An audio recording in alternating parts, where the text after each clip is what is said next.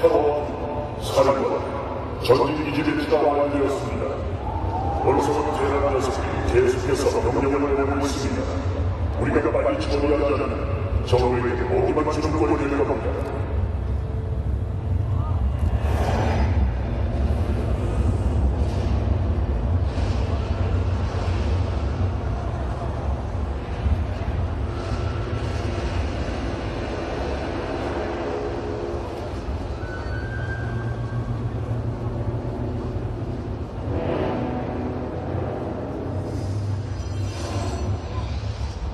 Ladies and gentlemen, before we begin today, I'd like to remind everyone this is only a demo.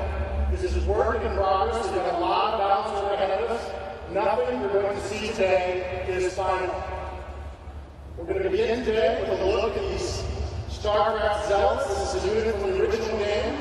They're still armed with their powerful side blades, and they're still protected by a tough personal body shield.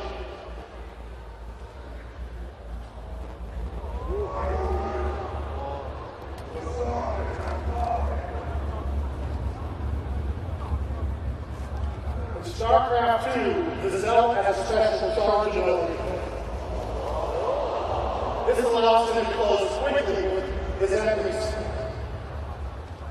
This charge makes the Zealot extremely dangerous against ranged defenders like these Marines.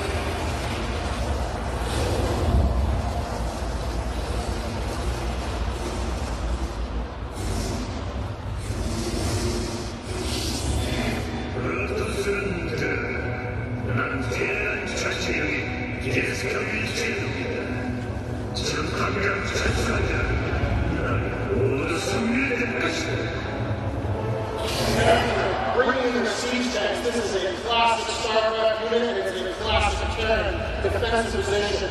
You can see they're using that high ground against us. They're shelling our zealots to long range, forcing us to go the long way around. And our zealots just can't stand up to all of that heavy Terran firepower. In order to deal with a tough Terran defensive position like this, we're going to need to bring in a new Protoss weapon of war. After the destruction of Iron and the events of the Brood War, the Protoss have been forced to adapt, and they've created these. These are the Immortals. The Immortals have a special, hardened shield that only activates when struck by a very powerful enemy attack. And you can see these hardened shields are activating now. They're only taking a small amount of damage in those Terran siege tanks. This makes the Immortal the perfect choice for assaulting this type of Terran defending position.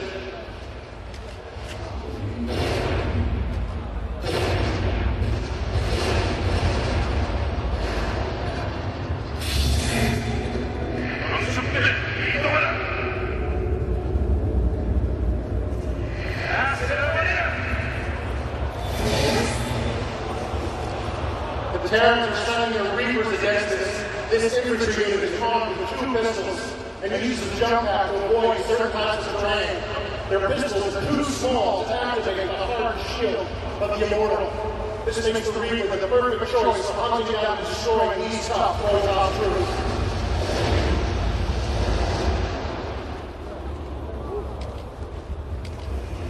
That's the kind of fast, bloody man the Reapers really excel at, hunting down slow-moving units on the battlefield.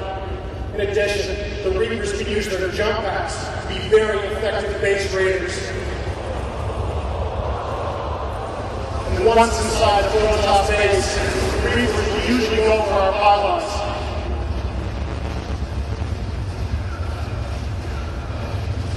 With our pylon down, we're vulnerable to continued enemy attack. Fortunately, we have some new weapons to deal with this new threat. But the Protoss can use their phase prisms to create a power field anywhere they wish. And you can see with our photon cannons back online, the Reapers have no choice but to run for cover.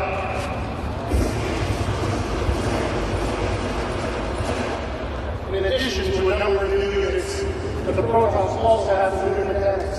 And one of these is warhead.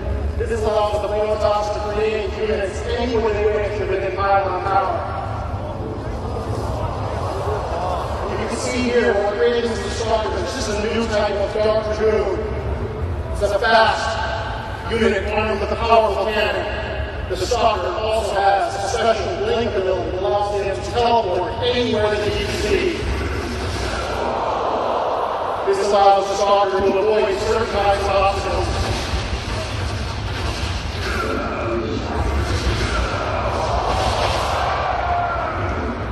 It also makes the Stalker very effective at chasing down small units on the battlefield.